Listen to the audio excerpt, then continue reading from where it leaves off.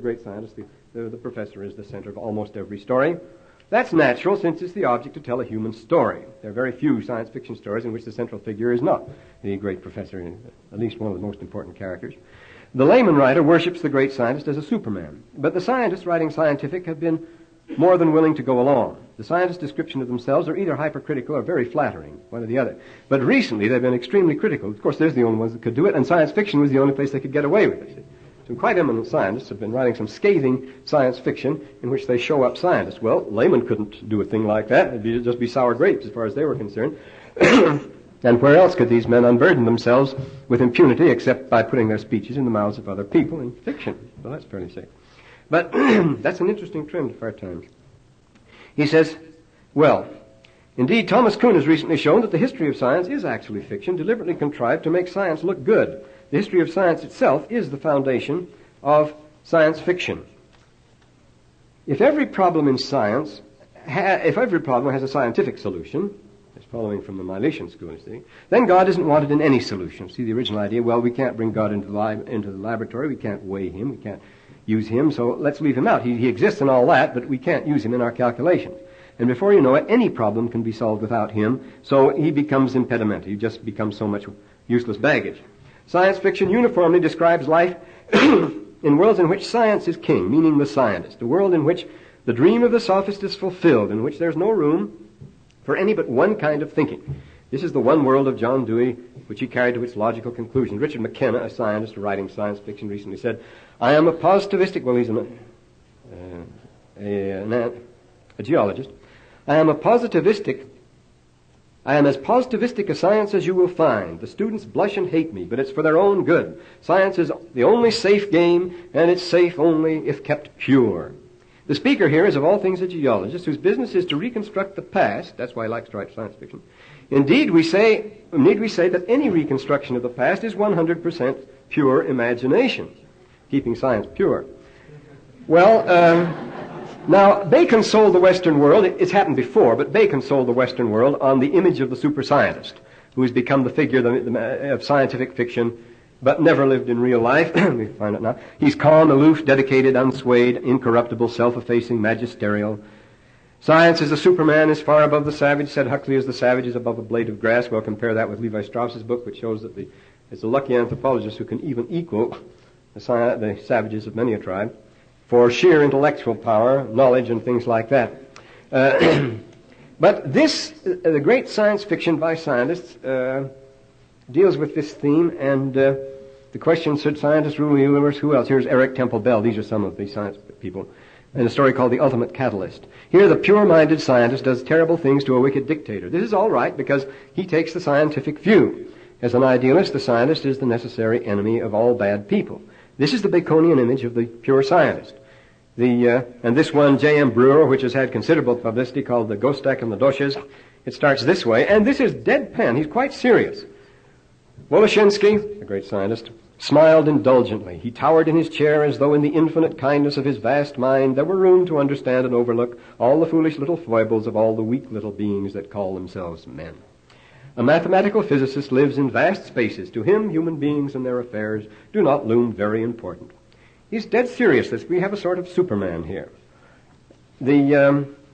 Now here we get that Superman. The nearest thing to him is in the figure of Rutherford, as he is worshipfully described here by C.P. Snow.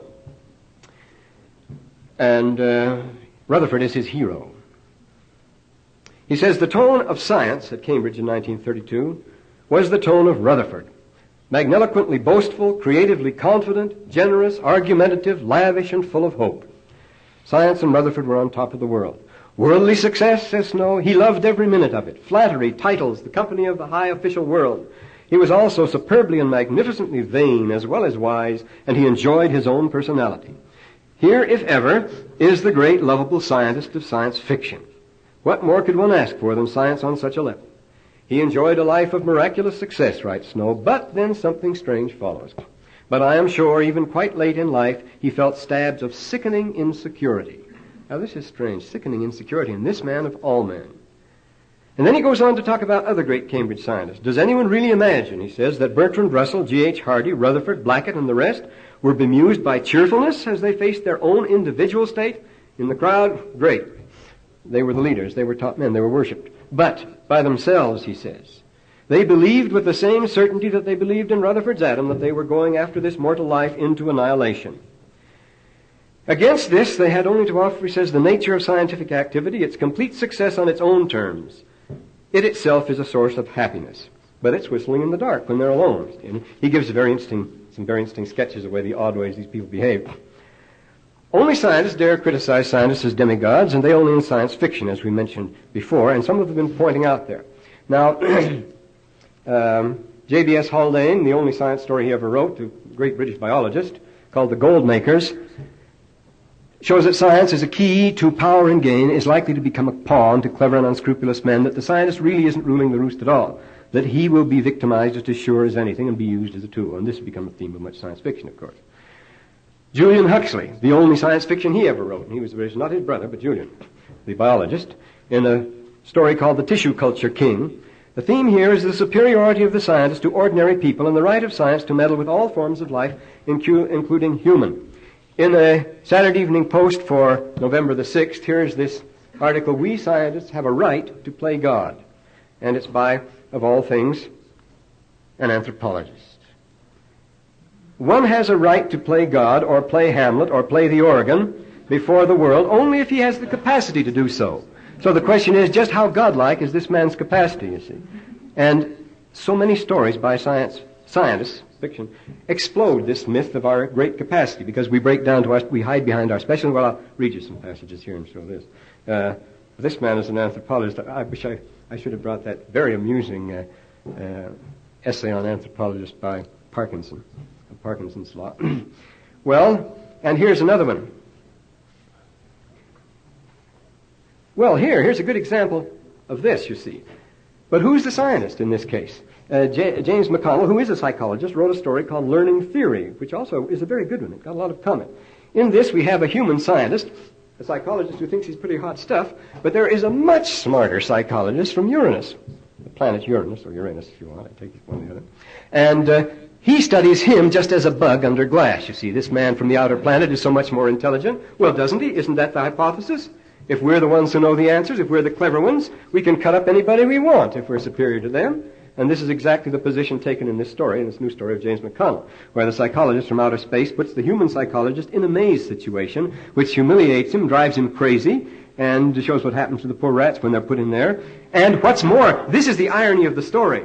This wise man from the other planet completely misses the interpretation of the behavior of this animal from Earth. Of course, he doesn't impute intelligence to it or anything like that, but he has a theory explaining why this man in the maze, he has him in his chamber here, why he does what he does, and he removes the food from him and so forth, just as you would treat a rat. And this man knows what it's like, you see. Well, that's the answer to this. Does a scientist have the right to play God? Yes.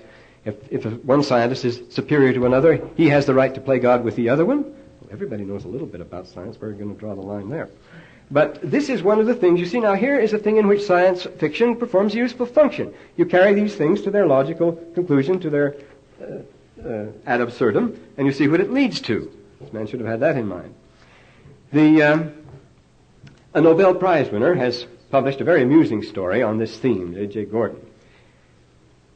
He visits this super research center, and he says, if this is the picture of industrial research, what an indictment. They never call each other anything but doctor, and they have an agreement about not showing each other up. See, this is how the scientists get away with it. They project this image of Superman, and they agree that nobody will damage it with the public. See, it goes on. The person they wanted me to get rid of, this is the man who's running the laboratory, they wanted me to get rid of, is the only one in the lab who really pushes his nose right down there and produces. But he isn't a guild member, no PhD, so they dared attack him. The people were nice and clean in lab smocks, very serious and busy. Over each door was a group name. Operations, research, physics, organic chemistry, inorganic chemistry, electrical engineering, mechanical engineering, the works. Each group had its own warren like special rabbits. Well, but the manager of the thing said, we keep the strain pure here, and you know what happened to the collie. Its nose got sharper and its head thinner till its brains were pushed out through its ears.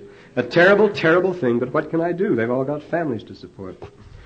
The minute they're in the jam, my people scream for fancy instruments and tools, big enough to hide behind. Don't laugh, that's how we get big government research jobs. Monumental cyclotrons, well-behaved people to use them. God save us from competence. Isn't there one nut around? The board asked me why I didn't have any great men around, so I hired Cole and Hart, the Nobel Prize winners. I pointed out that Cole and Hart hadn't published anything in 20 years. Of course not, said Earl, but the Defense Department want competence. Their degrees must appear on a laundry list of people who will make up the task force. The Defense Department loves the expression task force. They eat it up. These two old Nobelorama gentlemen have put me over the top on contracts more than once. It's the star system. And in other words, what he's telling us is that the great scientists aren't all they're cracked up to be. Norbert Wiener, you all know who he is, in a story called The Brain, points out that man's moral weakness is his undoing. The story here is a great brain surgeon who operates on a criminal who's offended him grievously, and he makes a cut in the man's brain that makes him incapable of the clever judgment necessary to carry out his criminal activities, because the brain is a very smart criminal, see? Well, does he have a right to do that? The brain, man's moral weakness, you see. If we become dependent on scientists, we're at their mercy. And the doctor who's about to operate says he doesn't like the idea at all. He says, it's an ugly business and I don't like it. Sometimes it cuts out a man's conscience, and pretty nearly every time it does eerie things to his judgment and personal balance. He wiped the gang out, but this is dangerous. Listen what this man writes here. Actually says this. We feel, he says, we feel free to exploit or destroy them as we think fit, all other forms of life. In contrast, we human beings habitually act as if other living species, animals or plants, exist only for our convenience. We feel free to exploit or destroy them as we see fit. It is true that some sentimental laymen have moral qualms about vivisection, but no orthodox scientist would ever have any hesitation about an experiment involving mere animals. See, here you are.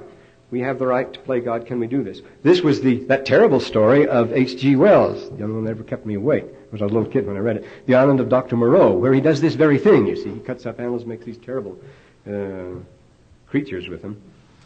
And here's one by Fred Hoyle, whom you all know, called The Black Cloud.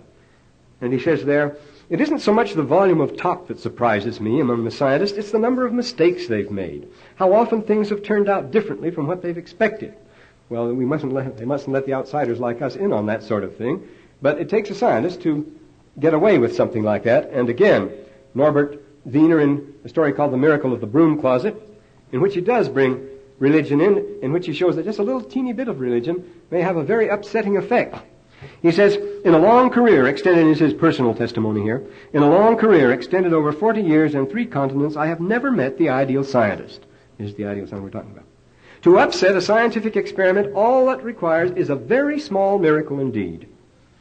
And with any devout and faithful servant praying, what can one expect, he says. But they're really cutting quite near the edge, you see. They don't have this, it's not this tremendous magisterial, this power and mastery, that the image that was projected in the early science fiction. And John R. Pierce, another scientist, in another famous story, is on the futility of mere quantification. This is what happened, he says, this is one of those after the Holocaust stories. In the world that experimental psychologists, he's an experimental psychologist, had pulled together from the chaos of nuclear destruction, no one cared to speak the obscenity that physics had become. Physics had become a dirty world, and physical scientists were taboo. They were hiding under rocks and bridges and things like that. The only people that were really respected were psychologists, and they were God now, you see. I don't know how ironic this is or not. He says, after the atomic blow-up, the experimental psychology men brought the remnants of the race together. They founded our civilization. They evolved our culture. No place for God in all this. We live in a world in which orthodox scientists, this is a strange thing to say, refuse to see, or seeing refuse to believe that which is before their very eyes. But a future that the open-minded, the perceptive among us have already foreseen is at hand. This is the way they talked about religion, see, a very short time ago. Now it's the orthodox scientists he's jumping on, who refuse to see that which is before their very eyes. The dead hand of scientific orthodoxy cannot long delay. Coming future. And so, the dead hand of what? Scientific orthodoxy? The antidote to science is more science, but it's my science, he says. We get rid of those awful physicists. They're going to destroy us and everything else. At the dawn of Western science, Heraclitus pointed it out very clearly. What many science fiction, this very thing, is now discovering, that pure observation of Bacon is a myth. The scientist is a faulty instrument. He's a human being after all, and he's going to make mistakes, and the world he gives will be his own after all. The great scientist is not doing what he thinks he's doing, getting outside of the smoke-filled room. He's in it. He's taking his measurements there. We ring the changes on the same old bells, and every time we hit on a new combination, we gleefully announce that we've discovered a whole new set of bells. It sounds like it, but after a time we begin to see that it's the same old belfry. Now, here, I don't know, Snow's portrayal of the great mathematician G.H. Hardy. He says here, he could not endure having his photograph taken. He would not have any looking glass in his rooms. When he went to a hotel, his first action was to cover all the looking glasses with towels. Of all mechanical devices, including fountain pens, he had a deep distrust. He had a morbid suspicion of mechanical gadgets. This is the great scientist, see? He would not own a watch or ever use a telephone. He hated all gadgets. His autobiography is witty and sharp with intellectual high spirits, yet it is a book of such haunting sadness, he says. The same thing. Because Hardy realizes with the finality of truth that he is absolutely finished, unquote. Well, now here again. You, these strange, haunted, strangely acting men. Notice science fiction worships efficiency. Naturally it would in us bumbling amateurs. The superiority of the scientific way over all other ways. The scientist doesn't guess, he knows. The scientific mind was direct, clear, intense, trenchant, clean, unhampered by any defects of wishful or mythical thinking, recognizing only facts, seeing things always and only as other. Still people that talk that way. There was no assignment that science could not carry out. But who gives the assignments? This came the thing. Nevertheless, this preoccupation with ways and means is another thing that science fiction has been helpful in exploiting. I mean, where does it lead us? Now, many years ago, the Edinburgh geographer Alfred Mackinder wrote a book, which was, his student was Haushofer, and Haushofer, Hitler's advisor, based his geopolitik on that. Geopolitics, that was the name that Mackinder gave it. He has a marvelous section on ways and means there. He says the Germans always lose the war because they're so scientific. They know all about ways and means. They have everything figured out with the slide rule, everything to the sixth decimal place. They know just how to, but they don't know what they're after exactly. Just a vague idea of world conquest, so they always lose the war. The British bungle along, and they really bungle. They conquered half the world with a mere task force, with a mere token force, with mere bluff, because they knew what they wanted. If you know what you want, you can always get it, he says. You'll bungle toward it, and you'll get it in the end. But if you just bog down in ways and means, you'll never get it. Well, science, he says, is preoccupation with ways and means, and science fiction's been first to point that out. In the Christian Science monster, see what I'm thinking about now. Christian Scientific Monster, Christian Science Monitor, for February, very recently, just a week ago of this month, February 3rd, W.H. Pickering, the director of the Jet Propulsion Lab at Caltech, said, "We are building communication systems very close to the ultimate you can ever get. You can use more power, but we are near the ultimate in performance. Ultimate is a strong word. What happens to unending perfectibility when we are already very near the ultimate? The realization that perfectibility lies in another direction, in another dimension." So Pickering says it's not a question of how difficult such exploration is. Ways and means isn't the problem. He says we'll always get the gadgets if we know what we want. And then he's speaking here of going even beyond the planets to the stars. The ultimate in human achievement according to science fiction. But that isn't achievement at all, he says. The question is whether or not it's worthwhile, what we're doing. The question is not the question of business, industry, and the military, as Mackinder pointed out, of how to get a particular thing done.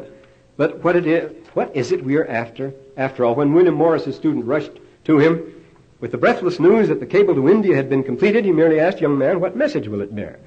When Einstein heard that the atom bomb really worked, he grabbed his head and said, "Oh my gosh," he said, "terrible." Just smashed him.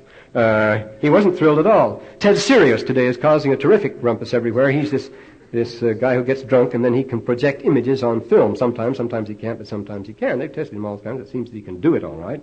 But the mere fact that he makes images appear on film is considered a wonder, and it is. But what images? Nobody cares.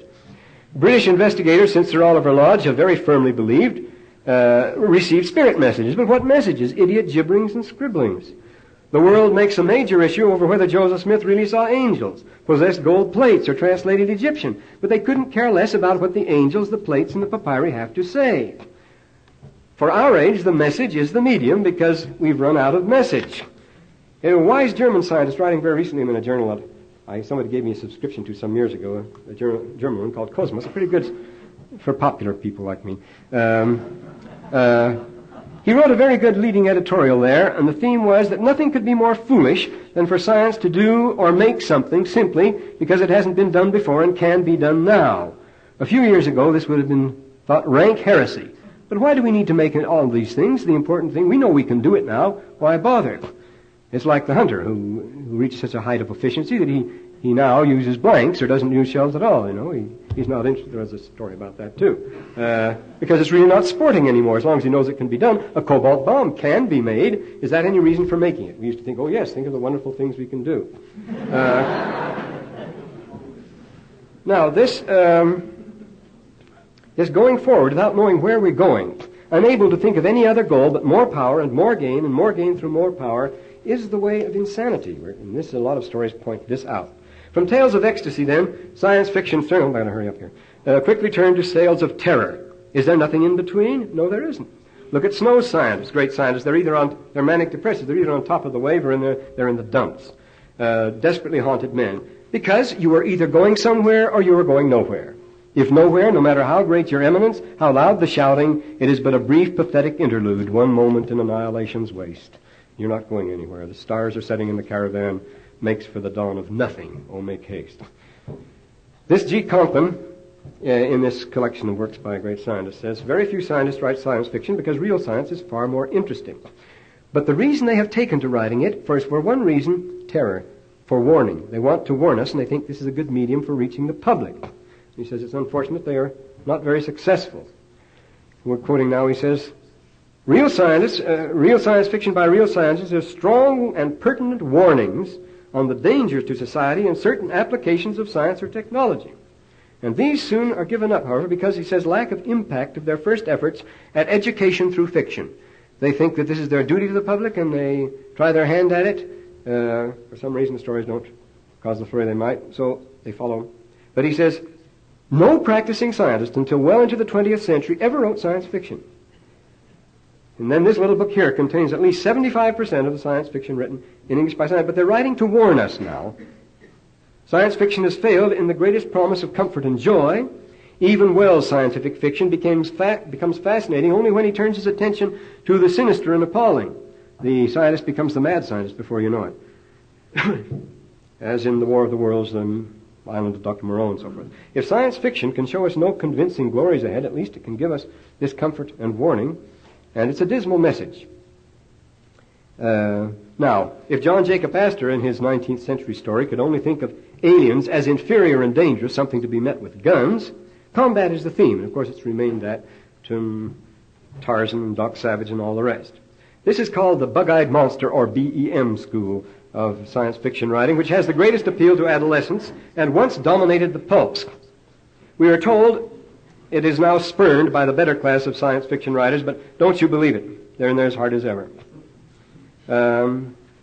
Thus, beginning with a great scientist of godlike knowledge and uprightness as its central characters, science fiction soon discovered chinks in the armor and ended up in very short order with the sinister figure of the mad scientist, either the making a Frankenstein monster he can't control or deliberately perverting his knowledge for power. The mad scientist becomes a stock figure, the great scientist. Well, he passed away because he was altogether too fantastic anyway. But this new book, it's just out now, it hasn't come to the bookstore yet, by Kahn and Wiener, called The Year 2000, published by Macmillan. According to the review, it said it points out thousands of ways in which the world can go wrong and the very few ways in which it can go right. And the chances of it going right are extremely remote, according to these authors. Because after all, how many wrong answers are there to a problem? Yes, as many as you want. But how many right ones, you see? Very few. Well, there are thousands of ways. This is what the science people are pointing out to us now in these things, in which the world can go wrong and only one right. There are millions of right answers. Well, there's the gospel, you say. Now here. Well, here's some of the new stories. The end of the world theme and so forth. We won't go on these. Pilot Lights of the Apocalypse by Ridenour. These are by scientists. The military control of the push buttons brings absolute disaster. This is the reason. You see, they have the technique within it. They have the power. They have the ways and means within their control pushing the button. But they don't know what's going on, really. And they don't know what's beyond that or what's that going to lead to. And so this story of Ridenour called Pilot Lights of the Apocalypse. Notice they borrow biblical themes all the time. And here's another one by Chan Davis, another scientist, Last Year's Grave Undug. Another after the Holocaust story in which the patrioteers have liquidated each other. It says the United States invaded itself. Everybody was had haunting fears that everybody else wasn't where they should be, and so they wiped each other out. And here's one by Leo Szilard, the famous Hungarian all-round genius who died recently, called Grand Central Terminal. It's the deserted Earth, everything wiped out because the Earth divided into two factions, Shiz and Coriantumr, and they extinguished each other, and that's his story. Well, this is the way scientists are writing science fiction now, you see. Here's another one by Chandler Davis called Adrift on the Policy Level. What can science do, he says? It's the hardware. Power and salesmanship. That's what you're dealing with when you're up against the corporation. Personality is the asset rather than becoming, say, a scientist. The world of the future is ruled by rhetoric. It's not the hardware, it's who controls that, you see. It's the salesman. That's on top, he says here. And here's another one, Aldous Budrys, called Nobody Bothers Gus, another of these alienation stories in which the human race is described as homo non descriptus, and this idea of why, you see. If we don't know why, what's all the use of all this fancy, these magnificent, shiny cities, materials, and everything else? What purpose, he concludes the story, what purpose did homo non descriptus serve, and where is he going? We don't know. And Robert Sheckley, who's most cynical and the most amusing, I think, of the present ones, on The Prize of Peril. Ooh, a terrible story. Total degeneration of society expressed in a TV gimmick in which sides fight and exterminate each other. And here's one by Damon Knight, The Handler, in which the look is everything. And Asimov, who dabbles in all sorts of science and who writes science fiction, he's had a lot of training and so forth, has written a great deal, but this one called Dreaming is a Private Thing, in which daydreaming has become a highly paid profession. People have become too lazy to dream their own, so people daydream, and they make these tracts that are sold all around the country, so people have somebody to daydream for them. So it goes on. Here's Morganson, a psychologist, writes Coming of Age Day, compulsory sex gadget, and so forth. And here's Lafferty, manipulating time ad absurdum, and all these depressing stories you get. Now, an important theme here is the victory of the robot. The robot is the ultimate in automation, in regimentation, specialization, efficiency, exploitation. The robot works for everybody, you see. The robot does not, however, overpower suddenly. Humanity surrenders its functions gradually and willingly to the machine, is what we read from millions of robot stories. They're the favorites, as you know. The robot can move into a vacuum only after we have moved out. As soon as we have turned ourselves into robots, then we can be replaced by robots. This is the idea of the thing. See? The theme of thousands of science fiction stories. When men use hardware to control the world, its resources, and other men, the hardware brings about destruction. I quote Mormon 8:37. For behold, you to love your substance more than you love the poor. We love our expensive hardware, here described by Mormon, more than we esteem the inexpensive software. With what result? Again, the old science fiction theme, destruction. Behold, the sword of vengeance hangeth over you, and the time soon cometh. Because you love your hardware, your substance, more than you love people. These steps to surrender to the specialization, despiritualization, and a lot's being written about that now. Greenberg, writing on this subject, M. Greenberg, says the robot beginning with RUR, universal robot. You know, robot is a creature that does work for a highly specialized job and nothing else. You see. Then he becomes the worker, he becomes the thinker, and finally he may even become the feeler. And this is the favorite theme of stories today, of robots that may have feelings. Do they or don't they? This is being discussed a great deal now anyway. And he says the growth of the robot continues until he ultimately achieves acceptance as an entity by his creators. The final phase is the inevitable ascent. In the inevitable ascent of man's servant is reached when man has disappeared and only a robotic civilization remains. A new cycle is begun when man is recreated by the beings he himself gave birth to. Thus the machine takes the place not only of man but of God. So we've replaced ourselves completely, you see, by these robots. We've done it ourselves. Now, this is old stuff too. It's a case of getting used to it anyway. In the Sutro Museum in San Francisco, you notice this great collection of 19th century clockwork people and so forth. They're robots, and they're just as impressive. They do all sorts of things. It's hard for us today to imagine the effect of Clockwork Man on 18th century thinking, but it had a great one. The horrible, the Olympia in Ernst Amadeus Theodor Hoffmann's Tales of Hoffmann, the doll Olympia. She's just a pretty doll, but she runs by machinery and so forth. The doll becomes a monster as soon as it's accepted as a living thing. Until then, it's just a machine. But as soon as they accept it as a monster, the same thing with the golem, you see. The golem is just a machine that works.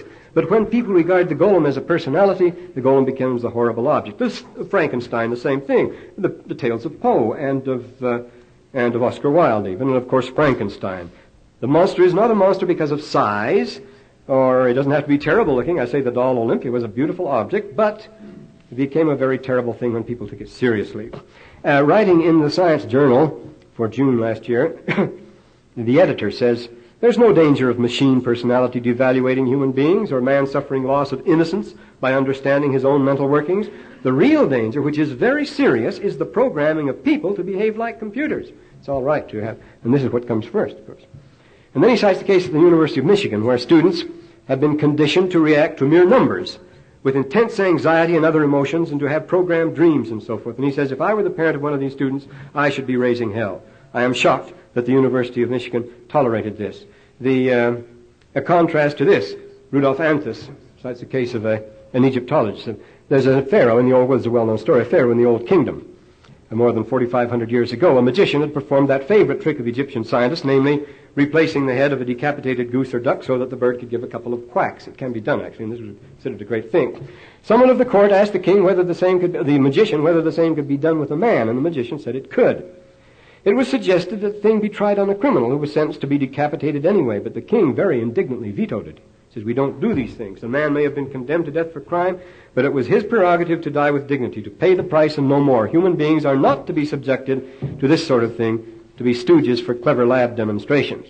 But a long way we've come from the Old Kingdom in Egypt, where Pharaoh refused to let a condemned criminal serve as an experimental animal when this guy says we have the right to play God and cut up anybody we feel like it.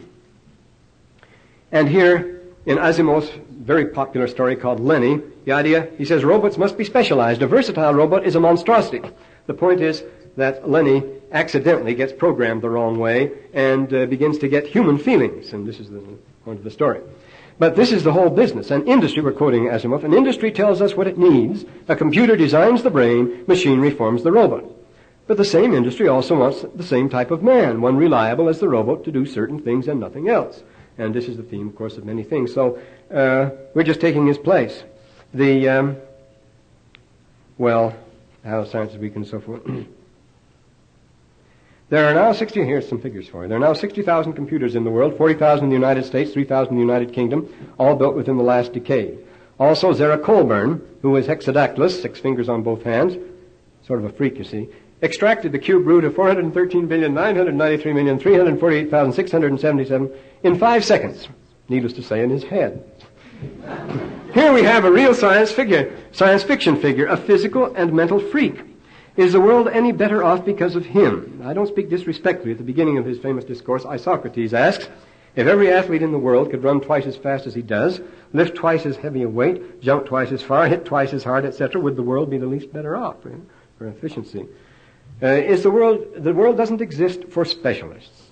The favorite theme is the superior efficiency of the robot built by other robots, so programmed that any mistakes or malfunctions are automatically corrected. Well, but we get to the idea now that the machines are getting more and more human, more refined, more complicated, sensitive in their reactions until they may even begin to feel emotions. Robert Bloch's story called Almost Human is a good example about that. But with human emotions and human sensibilities, our robots, and human temper and tantrums and fears and misgivings and all the rest come human fallibility. They're the very stuff of which human fallibility are made. Computers usually work with much greater accuracy than the human brain, says M.S. Sutherland, the British computer man. But if any element in a computer becomes faulty, then catastrophic errors occur. There's a terrifying story on this theme by R. Goulart called Terminal in the 11th Annual. Very good one. The robots get old, their relays run out, wires get disconnected and things, and then all hell breaks loose. This is the point, you see. But, says Sutherland, in contrast to this, except in pathological conditions, the brain does not break down completely, and although much information processing is done rather inaccurately, to say the least, the result is almost never complete nonsense. Whereas if one thing goes wrong with the machine, the result is complete. In other words, the machine, while it functions, is at best an idiot savant. That's a savant, these people who can do fantastic things, but do just that, you see, and do it very well. If something goes wrong, like this man that could extract the cube root the way he did. If anything goes wrong, as things do go wrong in the material as well as the spiritual world, all is lost. We give some examples of that here. Manipulation. Here, speaking of this very thing, there was a whole issue of the Science Journal devoted to intelligent machines, incidentally, and the editor writes here, I believe that diversity is rewarding in itself, and deplore the way in which the world is tending to a single universal culture, which used to be thought a great blessing, you see. This was the way, when I was in high school, this was the thing we looked forward to, a great universal single culture, and not even a very admirable one. I regard respect for life as the touchstone of ethics, and then he notes that 240 species of animals are now threatened with extinction. And you see, here's the gospel comes in too, because God has commanded that all forms of life should multiply and fulfill the measure of their creation, that every form of life might have joy therein. Well, how very different, you see, from coming on and saying, we'll just specialize in this or that or do that and so forth. Another award goes to Jack Vance, who wrote a story that's exciting. The usual thing, the mechs have revolted. This is a new story. You'd think it was written 40 years ago. Where the mech brain, actually the mechanical man, but it's from another world, we've made them work for us here. The mech brain falls short as in its lack of emotional color. One mech is precisely like another. They serve us efficiently because they thought nothing about their condition. They neither loved us nor hated us, nor do they now. Why did they revolt? That has a familiar ring, doesn't it? The answer is just as unoriginal as the question, because they do not like to be serving somebody else all the time, because the world is too small for two races, one exploiting the other. And this is supposed to be original science fiction. Well, I'm going to... Now, this... one of my children has a psychology book by A.A. Bronca called Psychology, the Science of Behavior. On the flyleaf and covers are 3 photographs of a rat in a box. Never mind, the poor rat is almost certainly crazy, driven insane by the ways of science. There's a good article on that recently, that these animals are not living under normal conditions. They very soon lose their balance. You're not dealing with a normal creature at all in a maze. Never mind that. In the inky tracks that show his wanderings in the box, our school children are told we have a sure index to the workings of the mind. The genius of behaviorism was to discover that overt behavior is the only kind we can study. Therefore, to all intents and purposes, overt behavior was the complete disclosure of mind at work. It's the story of the lost keys. We look in this place not because we think we lost them anywhere near here, but because conditions for looking are much more convenient and comfortable than elsewhere. We search for the mind in a rat maze because it's easy to make mazes and put rats in them. But the psychology, the science of behavior, is the equivalent of religion, the science of bells and steeples, or patriotism, the study of firecrackers. It is only the external aspects of the thing that can be studied. There, for the sake of convenience, we assume that the only external aspects exist, and of course this leads to trouble. But a big issue of today, and this is being discussed a great deal, is do computers think? I won't go into that, but a short while ago, this German science journal I get had an editorial in which they asked the question, and this has started a furor over there. You have no idea what's been going on. A short while ago, this German science journal asked the question, does a tea strainer think? A tea strainer has one simple task to perform, but it's a task that requires making a decision. It must remove the leaves from the tea and let the liquid pass through. In this act of selectivity, the editor points out, the tea strainer does just what a computer does. So if a computer thinks, so does a tea strainer. The response, there's a response from the readers, many of them scientists, was spirited. Most of the contributors vigorously defended the proposition that a tea strainer does think. Some felt, however, that the effect of this doctrine was not to exalt the tea strainer as a thinker, but to debase the man as an automaton. Others replied heatedly that simply showed their pride, arrogance, and pig-headedness. They would not admit that a tea strainer thinketh as a man thinketh, because they didn't want to believe it. Minsky, an electrical engineer at MIT, he says, our pious skeptics told us that machines could never sense things. But now that machines can see, he doesn't put see in quotes, he assumes that they see. He assumes that, he just slips that in. This is an answer. But now that machines can see complex shapes, our skeptics tell us that they can never know that they sense these things. Do not be bullied by authoritative pronouncements about what machines will never do. Such statements are based on pride. How neatly the issue is drawn here. André Marrois actually wrote a science fiction story, and it was based on the stubborn insistence of scientists, friends of his, who observe the behavior of social instinct, of insects and animals, and maintain that the creatures do not think. They admit that their behavior shows all the outward signs of intelligence, and that they sometimes display amazing problem-solving capacities. And they admit that, but they insist that no intelligence whatever is involved, taking the position of Bertrand Russell, quote, that animals behave in a manner showing the rightness of views of the man who observes them, not the animal itself. The rightness of their behavior and the correctness of their response is appreciated by the awed beholder, but the actors themselves are completely unaware of what they are doing.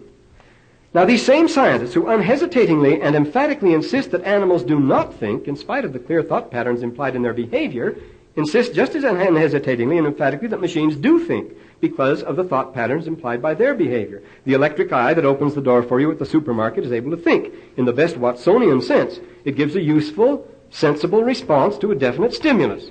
And what is thought but a matter of response and stimulus? But the dog who gives you a resentful, guilty look and scurries out of your way at the supermarket, of course, doesn't think at all. He seems to be aware he's not welcome in the store, but that's only your impression of the way he behaves. So the electric eye there that opens the door for that's thinking, but the dog has no thought at all. Showing that it's just a matter of your opinion and interpretation. Exactly the same sort of yea and nay was reached with the argument of the stars. Remember the sophist said, look, the stars are just moving up there. That proves there's no God. Aristotle looked at the same stars. Look at those stars moving up there. That proves there's a God. I don't need any more argument. The very same evidence, and it's the same way here. You see a response to a stimulus, that proves thought because it was an intelligent response. The tea strainer took out the tea leaves as it's supposed to. Well, here anyway, there's a real possibility, writes Sutherland, that we may one day be able to design a machine that's more intelligent than ourselves, to replace ourselves as lords of the earth. The species could also, of course, be morally much superior to ourselves. Here we see the enormity of the misconception, or rather perversion. Take the early Christian idea of the ancient law of liberty. According to that, a gadget programmed in a way that avoided any behavior that might be called immoral would not be morally superior being at all. When Simon Magus asked Peter, could not God have made us all good so that we could not be anything else but be virtuous? Remember, Satan wanted to program everybody to be virtuous and nothing else. And St. Augustine later asked the same question in anguish. Peter replied, that's a foolish question. For if you made us unchangeably and immovably inclined to good, we wouldn't really be good at all, since we couldn't be anything else. And it would be no merit on our part that we were good, nor could we be given credit for doing what we did by necessity of nature. How can you call any act good that is not performed intentionally? Well, of course, that's the answer to this idea that we could make a machine morally superior to ourselves because we program it not to do certain naughty things. Would you call that a moral machine? What an enormous gulf between this type of thinking and the gospel. In this same issue, incidentally, in which Minsky let out that blast about our pride and so forth, we won't admit that machines... there's a number of articles that say, here's one that says the machine can understand normal, fluent human speech may never be built. This is a crew that was working on that a long time. And talking about Aldous, the machine that reacts at University of Texas, that seems to have emotions, that reacts to inputs of fear, anger, or attraction, reminds us that it should be emphasized, of course, though it is diligently de-emphasized by most of us, that Aldous is only a model of personality, not the thing itself. Thus, when I speak of Aldous's fear, I refer to a numerical variable in the program that takes on different forms to represent different degrees of fear. The model or computer does not feel frightened, and he underlines that, any more than a molecular model made out of plastic balls and wooden dowels will enter into a real chemical combination. The introspection routine in Aldous can report on certain of its states because it was constructed to do so. It's not a pipeline to some ghostly inner world of the computer. So this argument goes on. But it's a theme of many science fiction stories today, as you know. Here, another man writing, this is George, this man George, who's in charge of the program in England for computers. He says, Aldous simulates emotion, sometimes deceptively like the real thing. If you build an imitation human response into a machine, you've cheated. You have not done anything really interesting, however practical. Now, it's precisely this dissimulation that is the satanic part of the machines, just dissimulating. So we want to look out that we don't get programmed. Now, the basic characteristic of science fiction is its unoriginality. It is, as Miss Merrill says, a commentary on present conditions. What will happen if they're allowed to go on? As such, it can perform a valuable critical function. The stock theme of science fictions are the wonderful journey, including time travel, the wonderful invention, including the time machine, the end of the world, especially today, after the Holocaust, after the atom bomb, then beginning the new world and so forth.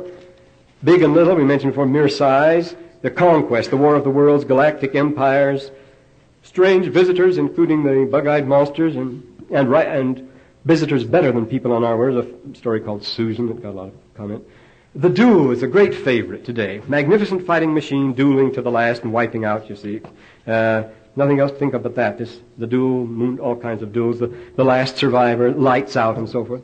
The breakdown of the machine, including the revolt of the robots. Strange worlds, usually pure description, far future or far away in distance, and a man coping with the challenge of strange environments, just descriptive. Or boy meets girl. Humanity is the same in all environments. Man meets rival. And alienation, a great theme today for us. Now, every one of these themes is biblical. This is the interesting thing. And often they use biblical terms in their titles, showing where they came from. Science fiction, with the advantage of modern science, thinks it can describe and interpret more accurately than the Scriptures. I think the result is rather pathetic.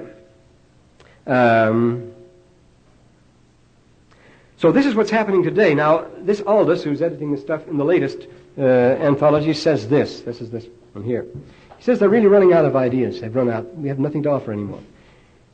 He says, once daring assumptions are no longer daring. They are cliches. Originally, they had bold and imaginative thinking behind them. Now, they merely annihilate thinking. And here's an article in the last issue of Cosmos. This journal I get, I'm referring to that again. You seem to have quite the science. I get a German science journal. But the leading article is by Professor Werner Braunig, entitled 1968 Brought No Revolutionary Physical Discoveries. Compared with 57, 58, and 60, it was quite barren. Then Aldous goes on. He says, in the science fiction we're getting today, he says, we can't find, he's trying to get a good anthology, he says, you can't find any good stuff. The decay of language that always goes hand in hand with the decay of ideas is what we find. There's no science here, no imagination. Spaceship tales, robot tales, invention tales, these old themes roll forth, clad in dead language. Guys still fight over the last oxygen cylinder on Mars. The great, big, wonderful world of Western technology goes rolling on, but nothing is being done about it. Isn't it because the great, big, wonderful world of Western technology itself is plainly going nowhere? Not my own comment, you see. Science fiction, after all, is simply reacting to the emptiness of the material it depends on. The antics of Tarzan and Fu Manchu are almost perfectly representative of the time of science fiction appearing in the contemporary catalogs. The super brain and super brawn of man outcalculates, outwits, outcomputes hordes of robots and other monsters, mechanical or organic, and it's all on the level of naked power, right out of the world of the jinns of 1001 Nights. Isn't that the world we live in already? This is the science fiction that appeals to us most. So we get the apocalyptic stories, and no matter how negative science fiction has become, it still can't be original. The worst you can think of has already happened, as far as that goes. Go into that. I could give you some. That wouldn't be science fiction, though. It really does seem that the effect of every major scientific discovery has been to make men lose their sense of balance, the sense of dependence on anything but themselves. The new physics, says Plutarch, a wonderful passage in Socrates, talking about this. He says, when I was a kid and went to school, science knew all the answers. We knew that the brain was the center of everything, and we were on top of the world. We were just too cocky for anything. He describes that. Plutarch's talking about the same thing. He says, the new physics taught people to despise all the superstitious fears, which the awe-inspiring signs in the heavens arouse in those who are ignorant of the real cause of things. From then on, the sophists carried the ball as ardent debunkers of all that was not science. The Milesian school claimed again and again to have discovered the basic principles and elements of all existence. In launching the program of modern science, Bacon announced that if he could just enjoy one season of uninterrupted work, he would be able to embrace all knowledge in a single system, to which he discovered the key. Newton's discoveries were held to answer all the essential problems of cosmology for all time. By a simple rule of thumb, Darwin explained forever the origin of all forms of life. Freud, by a single stroke, solved all our psychological problems. Grimm's law explained the nature of all language. The computers finally can solve all problems of any kind. It seems that every breakthrough is this is the immediate response, as Whitehead says. It's always the same old story. At last we have it. Even though we had it before again and again and again, and it turned out to be wrong. But no, at last we do have it. The most wonderful machines have already been invented long ago. We think of our computing machines as intelligent entities because we're not used to living with them, that's all. A punched card or magnetized tape, when stored away, we think of as memory. That's because of the novelty of the thing. We don't think a book remembers, even when it can be arranged to be opened automatically at a given item of information by pressing a button, like an address finder. Isn't that memory? No, we say that isn't memory at all. We've been living with that. But once upon a time, people thought it was. There was a time when they thought the book was actually a thinking machine and would think for you. And they thought it was just a miracle that they couldn't get over. It was a tremendous thing. It took them a long time to get used to it. And then they realized the book wasn't actually thinking and remembering and doing all these things, that it was just you operating it. Those who didn't understand how it worked really believed that the written page itself was a thinking, living entity, just as we now think that a computer has a memory. Plato tells a wonderful story about this. He says when Hermes, who was thought an Egyptian, he's talking about the Egyptian story, discovered writing, he went to Ammon, the father of the gods, in great excitement. He says, I've discovered a device that will infinitely project the power of the human mind. Writing, of course, is tremendous. The greatest invention beats anything you can imagine. But he was wrong, as Ammon immediately pointed out to him. This will not aid men's mental powers, he said, but cripple them. It will seriously damage their power both to think and to remember. In the end, no gadget makes us better off. This may sound strange, but if we think of it, the purpose of every gadget is to liquidate itself. As it's improved more and more, it becomes progressively reduced in size, complexity, cost, and rarity, until in the end, the best transportation is that which requires no gadget at all. Gigantic transformers, cables, massive wheels, rails, enormous computers filling whole buildings, ponderous weapons, monstrous machines, all those belong to the essentially barbaric world. So science fiction, now experience, is teaching us, and they're going into mental things, Paget, people like that writing about. The ultimate achievement is to do what we want to do without depending on gadgets. The best gadget is no gadget. Here's some stories on that. But now this idea of futility, Chad Oliver, these are new ones. This is, the hero says, hell, I sometimes think there's nothing as dull as constant, everlasting change. The devil of it is, there's just plain nothing new under the sun, to coin an inspired phrase. See? There's nothing behind the door. There's just more of the same. That's what they're telling us now. Fritz Lieber, who's written a lot of junk, writes a story called Mariana with a closing line, annihilation brings unutterable relief.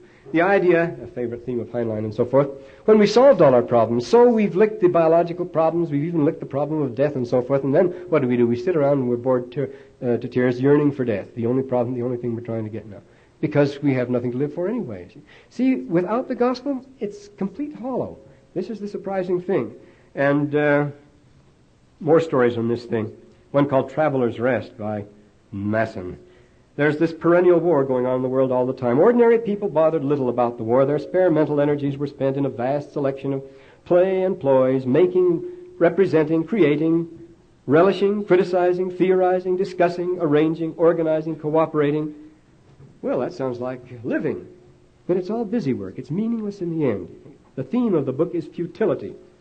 And here's one by Arthur Clarke, who's written so much stuff on it, called At the End of the Orbit. You can know what that means. And, well, it's boy meets girl in a Sputnik background. But here's one by William Morrison called The Feast of the Demons, in which people can make themselves get younger and older all they want. And so he says they reverse entropy and people get younger and older and reverse forever and ever. And it's terrible, terrible because nobody dies. And here's our old friend Isaac Asimov coming back again.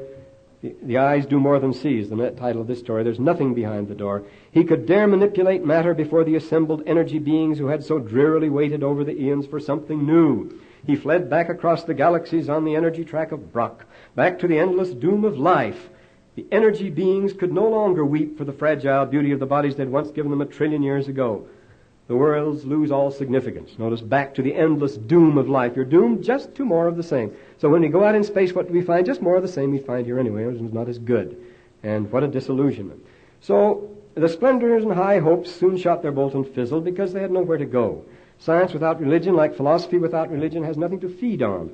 All true science, says Popper, is cosmology, and all cosmology is eschatology.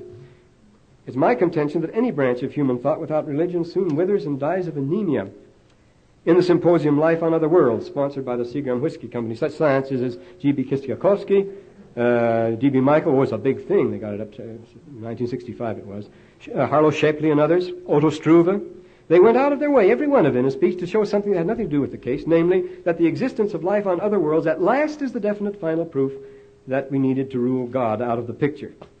The immediate effect of scientific discovery was a sense of emancipation. We are on our own now. Now at last man can slow off the shackles of the past.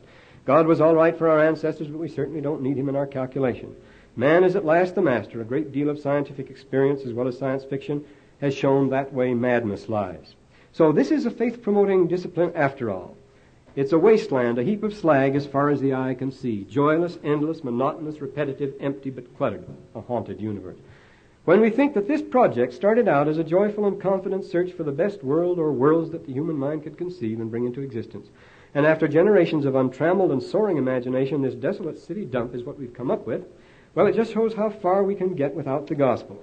Now, I have some, the time's up, we should ask questions now, but I have some ancient texts here that beat these things all hollow for science fiction. I mean, if you want these in science fiction, I'm going to read you some of them just the same.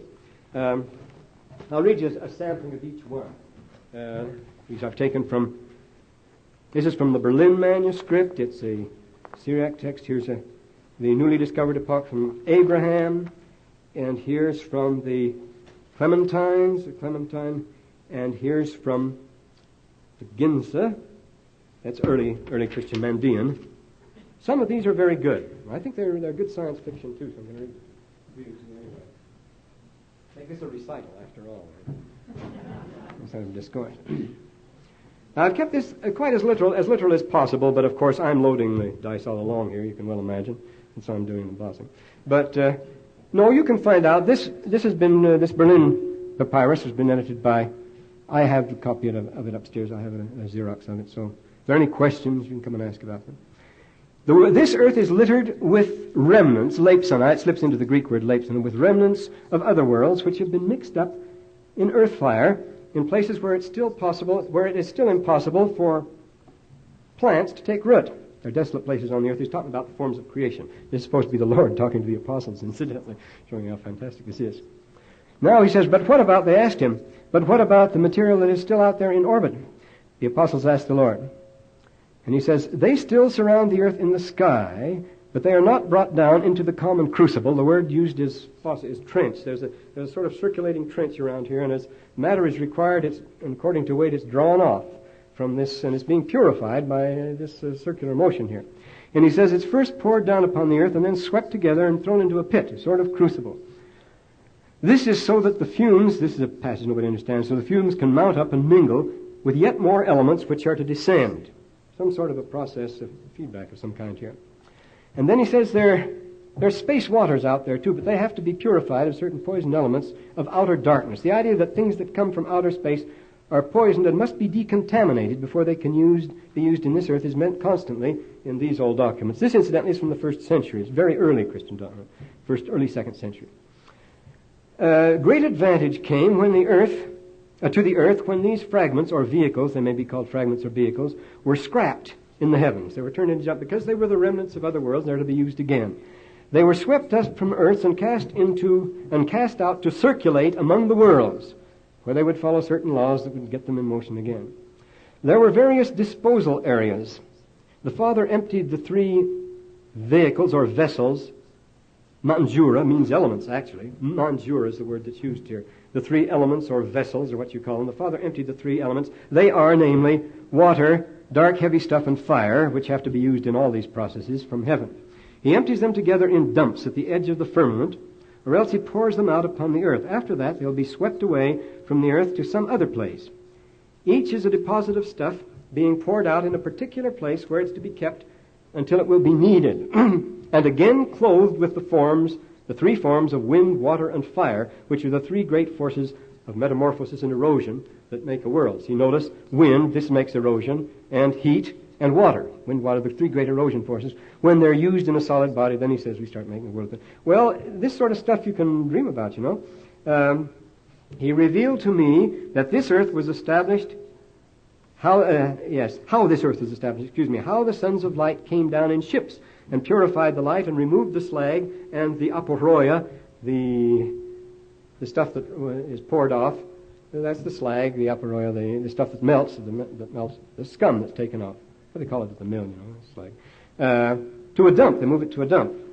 There are 5 types of depositories from which 5 elements come as they're necessarily used. Some earths use more than another. What we call the elements, however, are the energy which is in all things. In the womb of the earth, the elements are gathered and fused and poured out. And so we get this amazing picture of a physical process of creation. We get dim visions. Of course, you may say, well, that's a mess, and it certainly is, but it's the sort of thing that Isaac Asimov gives you. I mean, it's as good as any science fiction you get today, considering when it was. And here's from an interesting one from the Apocalypse of Abraham. Abraham's taken with him. Now this, you see, the wonderful journey. Science fiction begins with the wonderful journey. Well, the whole field of testamentary literature and testaments, lots of new ones have been discovered recently. Any prophet you can name or any apostle has a testament, and the testament always ends with a great trip, a guided tour through the universe. And he usually gets in a vessel of some sort, and he carries around and he inspects things. And here it is in the Testament of Abraham. It's called the Apocalypse of Abraham here. He sees an indescribably their approach, and here he continues, in heaven the angel arrives, and they pass with violent winds to heaven above the firmament. And he sees an indescribably mighty light, and within the light there's a vast seething fire, and within there's a great host of moving, changing forms, moving within each other, of mighty forms that exchange with each other and constantly change their forms as they go and as they come and alter themselves. And they seem to call out to each other. There's strange, confused noises. And Abraham asks the angel, what's it all about? Why have you brought me here? He says, I can't see anything. I don't know what's going on. I've become weak. I think I'm out of my mind. The angel says, stay close to me and don't be afraid. The angel himself is beginning to shake, though. We're seeing too much. Then they were wrapped in fire and heard a voice in a mighty rushing waters. And Abraham wanted to fall down on his face and worship. But there was no more earth under their feet and nothing to fall on. And so he's in it. So they're just up there suspended. And then Abraham cries out with all his voice, and the angel cries at the same time, O God, O thou who hast brought order into this terrible confusion, into the great confusion of the universe, and who has renewed the worlds of the righteous. This idea that there is a power that actually can master these terrible forces, which just to contemplate them is absolutely appalling. I mean, you think of the forces, that they actually should have been organized. Well, this is a thing that the great Catholic fellow who just died, the paleontologist, you know, what's his name? I forget his name. I'll think of it in a second. Says, look, man is the most refined being there is. He's much more complicated in chemistry and everything else than I keep thinking of Fustel de Coulanges, but it's like that. But he's far more complicated than a star, than a giant star, or a star system, or a galaxy. This must be the end product of the thing, and to be organized and controlled and be able to carry on like this, with all these terrible forces unleashed all around him. This is an appalling performance, see? And this is the story of Abraham here. He sees this and he said, and yet there's a God who can actually bring worlds out of this, where the righteous can dwell. It's quite an idea. And here's one from very early Christian writing, one of the Clementines. And this shows that the legitimate questions, this is the earliest writing we have after the New Testament, as a matter of fact, that the questions that interested the early Christians were the legitimate questions they asked, and the questions that churches say, well, you're not supposed to ask that, but this is just the thing. Clement said he'd been to school, the university, and they couldn't answer the questions there, and the only person that could answer these was Peter. So he goes to school and he asks the questions, is there life after death? Is there a pre-existence? If we live after, will we remember this life? Why don't we remember the pre-existence? When was the world created? What existed before that? If the world was created, will it pass away? And then what? Will we feel things when we cannot feel now? Things we cannot feel now? He says he could not shake the immortalitatis cupito, the desire to go on living, from his mind. It was these questions, he said, that led me to seek for the true light. And notice they're primarily scientific questions, but they are the basic religious questions too, aren't they? He's asking actually religious questions. They say, oh no, this doesn't have anything to do with religion. Yes, it says. We say, yes, it does. The doctors, he says, could not give him any answers, but they gave him a lot of clever talk, but nothing else. The pagan philosophers scared him when he was young out of his wits with stories of hellfire and so forth. That comes from the pagan schools in general. He never learned that from the Christians, this hellfire. And then he finally goes to Palestine. He's a rich young kid, and he can afford it, and goes to Palestine, and he sees Peter during a conference of the church, and puts these questions to him straight and gets his answers. And he asks, is the soul mortal or immortal? Was the world created? Why? Can it be dissolved? Will another world take its place? Will there be something better after it? Or will there be anything at all after this world? And then Peter explains to him how it is. He says, it's important that I find out these things. The important questions are, first of all, what came first of all? What was the immediate direct cause of anything, if anything? By whom, through whom, and for whom were things created? Of one, two, or many substances? How many substances are there? And whether these substances themselves came out of nothing or not, or out of something. If there is any virtue, and incidentally the answers that Peter gives him to these are very interesting, but they're legitimate too. Well, we have a lot of these here. In other worlds, here's an interesting thing, the early Mandaean Christian writings. In other worlds, those in other worlds move with great, almost instantaneous speed, as quickly as human thought, so that in a single hour they reach a distant place. Their motion, however, is calm and effortless, like the rays of the sun passing between heaven and earth. Now the Father ordered Hebel-Ziba, that's Abel, to make a world and to place Adam and Eve in it. And the three angels of glory and light should come down and instruct them and visit Adam and keep him company. God said to the pure sent one, who was to lead this delegation, go, call Adam and Eve and all their posterity and teach them concerning everything about the King of Light and the worlds of light. Be friendly with Adam and give him company.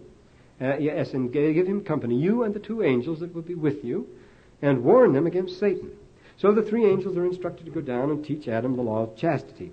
And Adam was told, we will also send helpers to those of your progeny who seek further light and knowledge from us.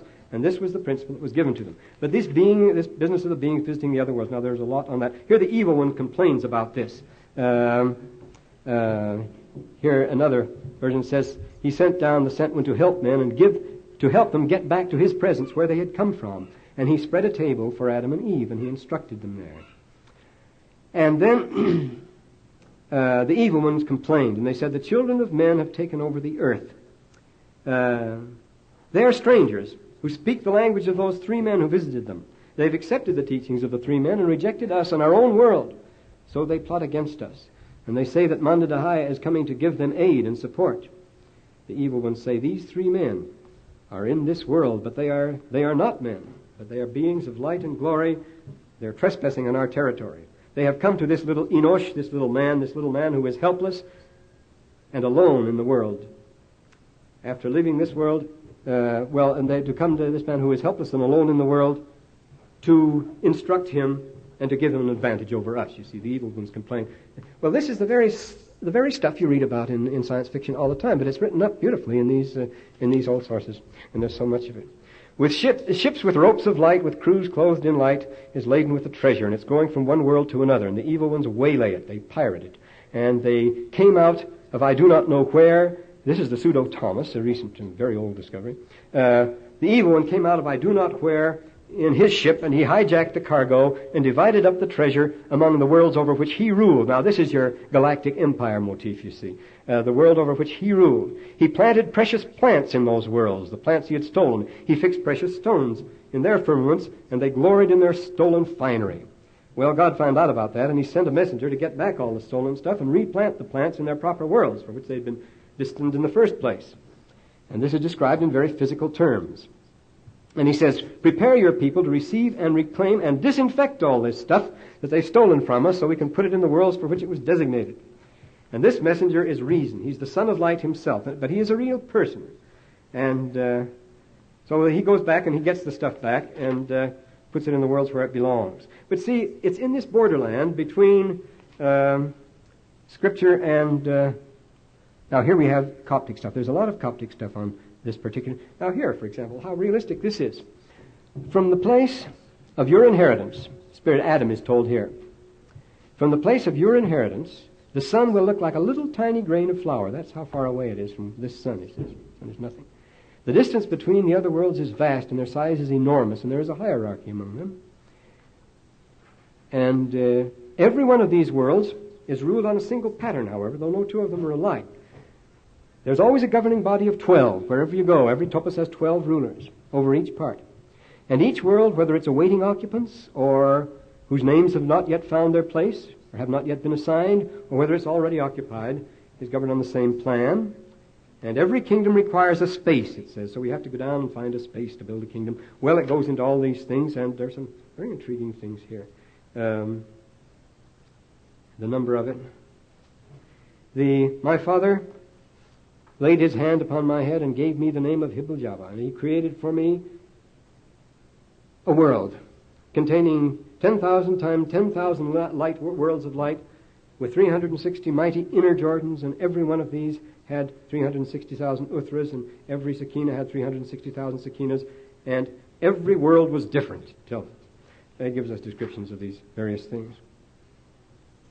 1,000,000 mysteries, this is from the Manichaean prayer book, 1,000,000 mysteries and a myriad planets, each with its own mysteries, preceded this world. During Yahweh's great discussions of the new creation that were to take place, he sent down envoys to report to him how things were going on. They did not send all the Uthras, nor did they teach them all the worlds, but this is the usual order, it says. Uthra after Uthra will teach thee, will take thee by the right hand, and will show thee worlds and dwellings and treasure houses, and so forth. In the ascension of Isaiah, there's an interesting thing here. It says, this is one thing that the devils don't know. He says they're banished to particular places, and they're not aware of how much really goes on. They miss all the show, he says. And the devils say, we are alone, and there are none beside us. They have the illusion that the human race has had for a long time. Well, we've taken up enough time with this, and if there are no questions, I think we can Naturally, I can't answer any scientific questions, and naturally, any questions about fiction I can slough off, get rid of. Oh, very interesting. Yes, I said some of these things. Well, anyway, it's too late to go home. Hey, I've got to bear my testimony. Can't stop without this. Now, do I need to bear my testimony? Now, what else is there but the gospel, brethren and sisters? If I didn't believe it, I jolly well have to, but I don't believe it for that reason. I believe it because it's true, and I hope we all get testimonies of the gospel in the name of Jesus Christ. Amen.